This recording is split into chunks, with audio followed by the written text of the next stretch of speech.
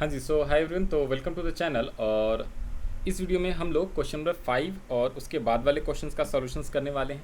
Right, इसके पहले जो 4 क्वेश्चन है उसका सॉल्यूशन मैंने ऑलरेडी अपलोड करा दिया है।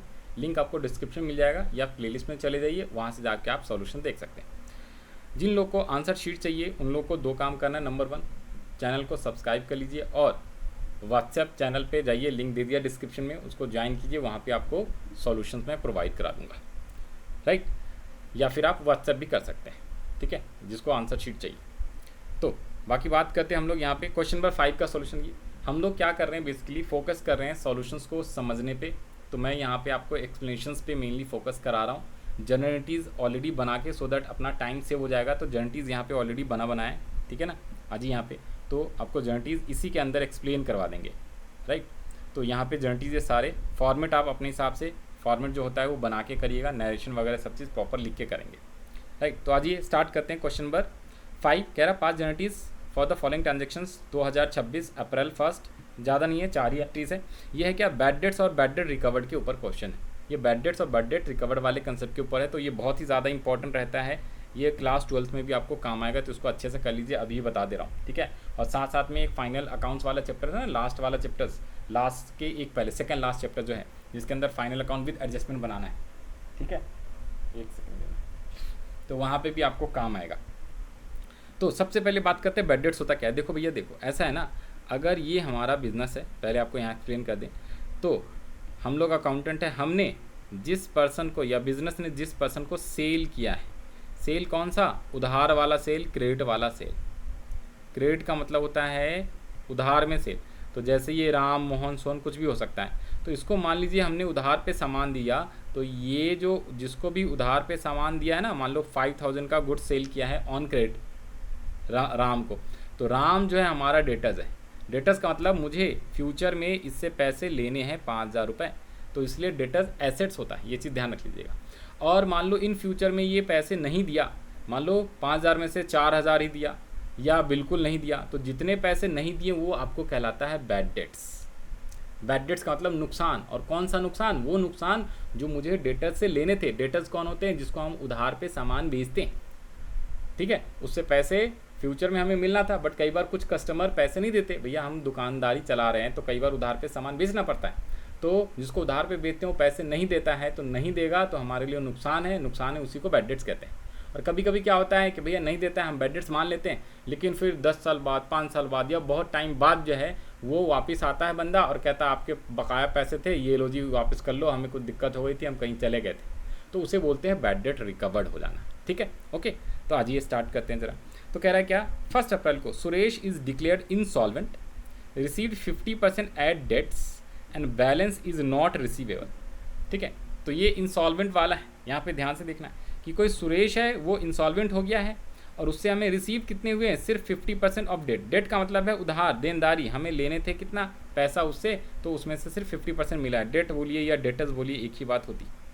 बैलेंस इज़ नॉट अवेलेबल मतलब बाकी हमें मिला नहीं। तो इसकी जनरलिटीज़ क्या हो जाएगी, ध्यान देखिए, हमें पैसे मिलने, अच्छा तो इंसॉल्वेंट हो गया ना, वही मतलब कि क्या है, वो डेटर्स रहा होगा, उससे हमें पैसे मिलने थे। इंसॉल्वेंट मतलब कंगाल हो जाना, तो कंगाल हो गया, तो उसने कहा भैया मेरे पास पैसे है नहीं, बस 50% तक दे सकता हूँ। तो मैंने कहा ठीक है भाई, जितना दे रहा उतना तो दे दे, बाकी रिकवर्ड नहीं हुआ, बाकी वो हमें मिला नहीं, हमारे लिए नुकसान है, तो वो बैड डेट्स कहलाएगा। तो हमारी जनरलिटीज़ क्या हो जाएगी, cash account debit, bad debt account debit to Suresh account, ये चीज़ ध्यान रख लेना, ठीक है। तो बैड डेट की एंट्री आप चाहो तो यहाँ पे लिख सकते हो, मैं अलग से यहाँ पे लिखा भी दे रहा हूँ, ठीक है। बैड डेट्स की एंट्री नॉर्मली क्या होगा, कैश या बैंक अकाउंट डेबिट, तो कैश अकाउंट डेबिट लिख लीजिए। और bad debts account debit, bad dates क्या होता है, नुकसान होता है, लॉस होता है, इसलिए डेबिट करना होता है। और टू, जिससे हमें पैसे मिलने हैं, नेम, कोई सा भी पर्सन, तो नेम। तो इस तरीके से जनरलिटीज़ होता है, ये चीज़ याद रख लीजिए, ठीक है। तो वही सेम जनरलिटीज़ फर्स्ट वाले में हुआ है। 1 अप्रैल को सुरेश से पैसे हमें मिलने 5000, जिसमें से 5000 नहीं मिला, सिर्फ 2500 ही मिला है, तो 2500 का नुकसान हो गया। तो जनरलिटीज़ क्या हो गया, cash account debit, bad debt account debit. अच्छा, यहाँ पे ये अमाउंट कुछ गड़बड़ है, ध्यान से देखो भैया, यहाँ पे देखो ये कह रहा है क्या, Suresh is declare insolvent, receive 50% debts of rupees. अच्छा, यहाँ पे देखो ये कह रहा 50% हमें मिल गया है जो कि 5000 रुपये है, तो बाकी 50% 5000 नहीं मिले, मतलब सुरेश से हमें टोटल 10,000 मिलने थे। तो अमाउंट इसको ठीक कर लीजिएगा, देखो यहाँ पे हो जाएगा 5000 debit, bad debts account 5000 debit, और सुरेश में यहाँ पे क्रेडिट में लिख लीजिएगा 10,000 टोटल। ये आपकी जेनेटिव है बीइंग, ठीक है। Suresh declare insolvent and received 50% amount. Narration आप जो मर्जी लिख लीजिए, नरेशन से कोई दिक्कत वाली बात, बट एंट्री आपका ये होना 5,000 कैश में, 5,000 आपका बैड डेट्स में और 10,000 टोटल सुरेश में। नेक्स्ट एंट्री आ जाते हैं। नेक्स्ट कह रहा है क्या, 8,000 due from Ramesh is not recoverable. तो रमेश से हमें 8,000 मिलने हैं और एक भी अमाउंट नहीं मिला, बिल्कुल नहीं मिला, तो पूरा का पूरा बैड डेट्स। तो बैड डेट्स टू रमेश लिख लीजिए 8,000 आ जाइए। तो bad debts account debit to Ramesh account 8,000 being amount due from Ramesh not recovered. Okay, तो ये 8,000 हो गया, ये 78 नहीं है, 8,000। नेक्स्ट आ जाते हैं क्या, श्याम हु ओड का मतलब होता है ऋणी। श्याम से पैसे ऋण ले रखा है 15,000, become insolvent and 50% is received from his estate. उसके स्टेट्स का मतलब होता है उसकी जो भी संपत्ति है उसमें से हमने उसको बेच बाच के क्या कर लिया, रिकवर कर लिया 50%। हमें लेने थे 15,000, तो 15,000 का हाफ होता है 7,500। तो 7,500 तो मुझे रिकवर्ड हो जाएगा, बाकी के पैसे मुझे उससे नहीं मिले। किससे, हाँ जी, श्याम से। तो वो हमारा नुकसान हो गया, बैड डेट हो गया। ओके, तो 7,500 से एंट्री कर लेंगे। तो यहाँ पे सेम जो पहली एंट्री है वैसी आ जाएगी। तो यहाँ पे cash account debit, bad debts account debit to Shyam account लिख देंगे 7,500 और 15,000। तो यहाँ पे आ जाइए, ये रहा cash account debit, bad debts account debit to Shyam account 15,000 और डेबिट करेंगे 7,500। ये कैश में कैसे आया, 15,000 का 50% हमने निकाल लिया, तो बाकी 50% हमारा क्या हो गया, नुकसान हो गया। नेक्स्ट आ जाते हैं क्या, receive 10,000 in cash from Sohan for bad debts return last year. ये इंपॉर्टेंट एंट्री मार्क कर लिया। पहले कोई सोहन था, उसको हमने बैड डेट्स का रखा था 10,000 का, आज वो पैसे दे रहा है, तो cash account debit to bad debt recovered account लिखते हैं। यहाँ पे लिख लीजिए फटाफट, cash account debit to bad debt recovered account, that's it. क्योंकि पहले हमने इसको बैड डेट लिखा था, बैड डेट टू सोहन करके लिखा रहा होगा, और आज वो पैसे मिल गए, तो कैश मेरे पास आया तो कैश डेबिट कर देते हैं, आया इंक्रीज हुआ तो डेबिट। और किस चीज़ के लिए कैश आया, तो बैड डेट रिकवर्ड हो गया। तो बैड डेट रिकवर्ड क्या है, हमारे लिए इनकम है, तो इसलिए बैड डेट रिकवर्ड अकाउंट लिखते हैं। तो ये आपका solutions of question number 5। Next question पे आते हैं। अब ये बैंकिंग ट्रांजेक्शन्स वाले क्वेश्चन है। क्वेश्चन नंबर 6 बैंकिंग ट्रांजेक्शन से रिलेटेड है। इसमें कई सारी एंट्रीज हैं, बहुत सारी एंट्रीज हैं। तो आइए स्टार्ट करते हैं solutions of question number 6। Question 6 कह रहा है क्या, pass necessary guarantees for the following transactions. Date कह रहा 1 April deposited into bank, cash withdrawal from bank, wages paid by cheque, ठीक है, cheque receive from Dewan 8,500, discount allowed him 500, cheque is deposited in the bank on the same date. वाह, याद रखिएगा same date, इसके ऊपर अभी कंसेप्ट भी discuss करा देंगे। फिर कह रहा है next, as per standing instruction bank paid telegram bills. 14 को कह रहा है Dewan cheque return by bank, dishonoured वाली एंट्री और चार्जेस डेबिट। तो आज ये 1 बाय 1 एंट्री कर लेते, कोई दिक्कत वाली बात। अब उससे पहले आपको एक समझा दूँ, देखो कभी भी किसी भी कस्टमर से अगर मुझे चेक मिला, ठीक है जी, कस्टमर ने मुझे चेक दिया, हमें चेक दिया, बिजनेस में चेक आया, चेक से पेमेंट रिसीव हुआ, तो अगर वो सेम डेट को क्या करते हैं, बैंक में चेक डिपॉजिट करेंगे, तो एंट्री सीधा बैंक के थ्रू लिख देंगे। अगर सेम डेट नहीं किया, जैसे कि उसने 5 अप्रैल को चेक से पेमेंट किया 5,000 का, और उस चेक को 6 तारीख को, 7 को या 8 को या बाद में डिपॉजिट कराया है, तो इसकी 2 जनरलिटीज हो जाती है। चेक रिसीव जो करा है उसके लिए बैंक अकाउंट वर्ड यूज़ नहीं करेंगे, हम लिखेंगे चेक इन हैंड अकाउंट। ये चीज़ें ध्यान रख लेना बस। ओके, तो ये स्टार्ट करते हैं। कह रहा है क्या, डिपॉजिटेड इनटू बैंक, बैंक में पैसा गया तो बैंक बढ़ गया डेबिट, और कैश घट गया तो कैश क्रेडिट। तो bank account debit to cash account, कहाँ पे, यहाँ पे आ जाइए। क्वेश्चन नंबर 6 का सोल्यूशन यहाँ से, हाँ जी। तो bank account debit to cash account 30,000। Next है क्या, कैश विथड्रॉल फ्रॉम बैंक 10,000, पैसे हमने बैंक से विथड्रॉ करे हैं, तो कैश हमारे पास आ गया वापस, कैश इंक्रीज हो गया, बढ़ गया डेबिट, और बैंक डिक्रीज हो गया क्रेडिट। तो opposite entry cash account debit to bank account 10,000, ठीक है जी, ये आ गया है। नेक्स्ट आ जाते हैं हम जरा, हाँ जी। तो कहाँ पे थे हम लोग, यस, तो कैश हमने विथड्रॉ करा तो बैंक टू कैश अकाउंट हो गया है, सॉरी डिपॉजिट करा है कैश, तो कैश टू बैंक हो गया। और अगर हम कैश विथड्रॉ करेंगे 10,000 का, तो cash account debit to bank account, ये दोनों जनरलिटीज हमने कर लिया। नेक्स्ट आ जाइए थर्ड पे। थर्ड एंट्री आपसे क्या कह रहा है, थर्ड मतलब 7 अप्रैल वाली थर्ड एंट्री, यानी 7 अप्रैल वाली एंट्री कहिए। 7 अप्रैल वाली एंट्री कह रहा है वेजेस पेड बाय चेक 7,000, तो चेक से पे किया मतलब बैंक के थ्रू गया, तो wages is an example of expense, expense increase तो डेबिट, और पेमेंट गया है चेक से यानी कि बैंक डिक्रीज तो क्रेडिट। तो expenses account debit to bank account आ जाइए। तो एक्सपेंसेस की जगह पे वेजेस है तो वेजेस अकाउंट लिखना है, क्योंकि wages is an example of expense, salary होगा तो सैलरी अकाउंट, रेंट होगा रेंट, हमने ऊपर भी करा था कंबाइन एंट्री में। वेजिज होगा तो wages, salary salary, rent rent, electricity electricity, तो वही अकाउंट आ जाता है। तो वेजिज अकाउंट डेबिट यानी एक्सपेंस है डेबिट, तो एक्सपेंस को डेबिट किया और बैंक अकाउंट को क्रेडिट कर दिया। नेक्स्ट है क्या 10 अप्रैल का, ये इंपॉर्टेंट रहने वाला है, इसको इंपॉर्टेंट मार्क कर लीजिए, रिवीजन करते हुए इसको ध्यान से करना है। यहाँ पे कह रहा है चेक रिसीव हुआ है दीवान से 8,500 का और हमने उसको डिस्काउंट अलाउड किया है 500 का। Cheque is deposited into bank same day, same day में है तो भैया चेक को हम बैंक लिख देते हैं, सीधा सीधा हमने बताया सेम डेट पे, तो बैंक का, तो bank account debit, discount account debit to Dewan's. Bank में पैसे हमने चेक 8,500 का है तो बैंक अकाउंट में 8,500 लिखना है।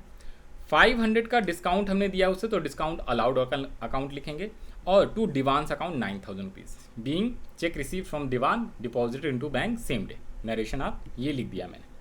तो 10 अप्रैल वाली भी एंट्री आसान है, कोई मुश्किल वाली बात नहीं, बट है इंपॉर्टेंट। नेक्स्ट है आपका 12 अप्रैल की एंट्री है। As per standing instruction bank pay telephone expense. देखो भैया हमने कई बार ना बैंक वाले को बोल देते हैं कि मेरा EMI जो है ना हर महीने 1 तारीख को 2 तारीख को अपने आप पेमेंट कर देना, EMI का, लाइफ इंश्योरेंस का, कोई इलेक्ट्रिसिटी बिल का, जैसे गूगल पे फ़ोन पे में होता है ना ऑटो वाला, ऑटो सेक्शन होता है कि भैया ऑटो से अपने आप पेमेंट हो जाना, ऑटो पेमेंट कर देना, जैसे ही मेरा बिल ड्यू होगा क्रेडिट कार्ड का, इलेक्ट्रिसिटी का, टेलीफोन, तो ऑटो पेमेंट हो जाएगा अपने आप उस डेट को, ठीक है। जो EMI होता है या फिर जो रिचार्ज होता है टीवी वगैरह का, सैटेलाइट बॉक्स का, ठीक है ना, अमेजॉन प्राइम का, ये सब चीज़ों का, तो वही सेम। तो ऐसे हमने बैंक को इंस्ट्रक्शन दिया हुआ है भाई जैसे ही मेरा बिल इलेक्ट्रिसिटी का या टेलीफोन बिल का जैसे ही डेट आएगा ना पेमेंट का, उस दिन अपने आप पेमेंट कर देना, कोई दिक्कत वाली बात नहीं। तो इससे क्या हो गया, बैंक डिक्रीज़ हो गया है, ओके। और as per standing charges bank ने टेलीफोन एक्सपेंसेस पे किया है, तो टेलीफोन बिल इज एक्सपेंस, तो telephone expenses account debit to bank account आ जाएगा। टेलीफोन एक्सपेंसेस क्या है अपना, एक्सपेंसेस है, तो एक्सपेंसेस इंक्रीज हो गया तो टेलीफोन एक्सपेंस अकाउंट डेबिट, और बैंक डिक्रीज हो गया, पैसे गए तो बैंक अकाउंट को क्रेडिट कर दिया, ओके। 12 अप्रैल की एंट्री पास हो गई। नेक्स्ट आ जाते हैं कौन सा, 12 के बाद है अपने पास 14 अप्रैल का। कह रहा है क्या, दीवान चेक रिटर्न, ये भी इंपॉर्टेंट मार्क कर लीजिएगा, रिटर्न कर दिया। जो दीवान से चेक मिला था ना, कितने रुपीज़ का मिला था, अब अमाउंट नहीं दिया हुआ है, तो ऊपर जब आप पढ़ोगे ध्यान से देखो, ये 8,500 का चेक था, 8,500 का चेक था, इसमें 500 हमने उसको डिस्काउंट भी दिया था। तो जो चेक डिसऑनर्ड हो गया है तो अब एंट्री रिवर्स कर देंगे, रिवर्स।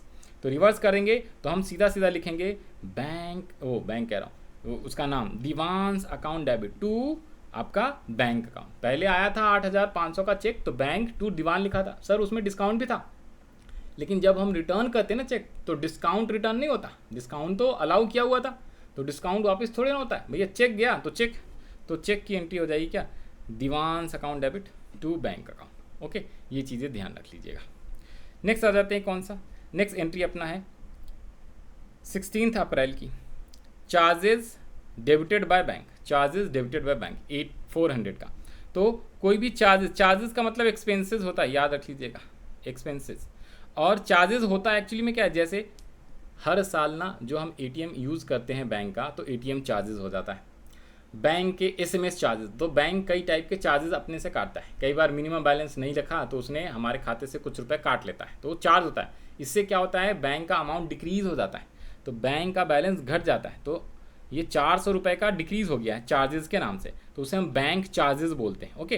तो bank charge account debit to bank लिख लीजिएगा यहाँ पे 16 अप्रैल को, ये एंट्री भी इंपॉर्टेंट रहेगा, मार्क कर लीजिएगा, bank charges account debit to bank account 400। तो ये वाला भी आप इंपॉर्टेंट मार्क कर लीजिएगा, जो जिस पे एरो लगा दिया वो इंपॉर्टेंट है, उसको अच्छे से करके जाना है। Goods sold and sale proceeds deposited into bank, तो गुड्स को हमने बेचा, जो भी पैसे आए उसको सीधा बैंक में जमा करा दिया, तो bank account debit to sale. ये बहुत ही आसान है बट ये भी इंपॉर्टेंट है। नॉर्मली कहता गुड्स सोल्ड फॉर चेक, तो सेम एंट्री होता, तो यहाँ पे भी आप क्या करोगे, bank account debit to sale account 8,000 और 8,000 रुपये, okay. Being good sold and sale proceed deposit into bank 17 April. 19 का क्या कह रहा है, bank has paid insurance premium as per standing instruction. Same वही है कि हमारा इंश्योरेंस का प्रीमियम का पैसा बैंक ने पे किया, तो इससे क्या हो गया, बैंक डिक्रीज़ हुआ है और इंश्योरेंस प्रीमियम अकाउंट हम डेबिट कर देंगे। It is an example of expense, expense बढ़ गया, इंश्योरेंस प्रीमियम, स्टॉक वगैरह का इंश्योरेंस कराते हैं, गोडाउन का इंश्योरेंस हमने कर रखा है, जब तक वो पर्सनल नहीं बोले तो ड्राइंग्स नहीं आएगा, तो ये एक्चुअली में स्टॉक्स वगैरह का इंश्योरेंस प्रीमियम होगा, तो हम क्या लिखेंगे, insurance premium account debit to bank account, ठीक है जी। कितने रुपीज़, 1800। नेक्स्ट एंट्री है डिविडेंड कलेक्टेड बाय बैंक, पैसा आया है अपने पास डिविडेंड के थ्रू। कई बार क्या होता है ना, किसी रिलायंस कंपनी, टाटा कंपनी का हमने शेयर खरीद रखा है, तो शेयर्स पे डिविडेंड कंपनी देती है तो अपने को रिसीव होएगा। डिविडेंड क्या होता है, शेयर्स पे मिलता है।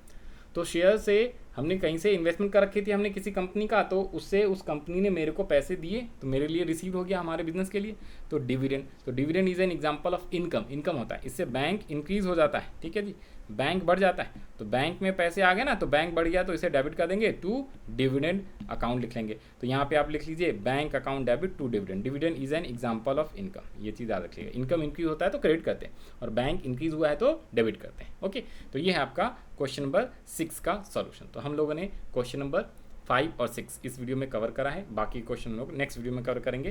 तो इस वीडियो के लिए इतना ही रखते हैं, हम लोग मिलेंगे नेक्स्ट वीडियो में। Okay, bye bye, all the best to all of you जिनके का एग्जाम है, प्रिपरेशंस कर रहे हैं। और जाते जाते अगर आपको वीडियो पसंद आ रहा है तो प्लीज़ लाइक जरूर से ज़रूर कर देना।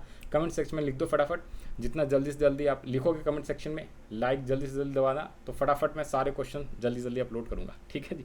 तो ये काम कर लेना है। Okay, bye bye.